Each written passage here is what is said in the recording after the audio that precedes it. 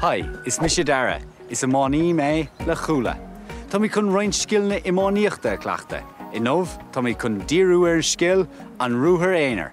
An bhfuil se bhréig?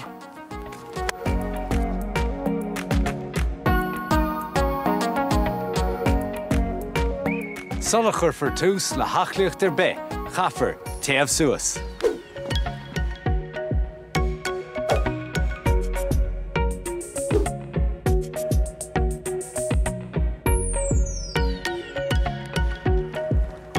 Caithfidh tú clogad a chathab a gcónaí agus tú ag immert I máníochta chun de ceann a chosint.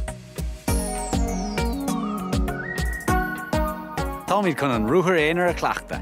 Úsáidir an scill seo chun éalú ón gosantóir. Déan cinnte go bhfuil ceirr céin tóca agat ar dús báire, be ceart go meafáig ré ag luas lasrach. Beir graim níos giire ar an gcomáin. Chaitheann slitir ar an gcomáin agus ar roigh leat.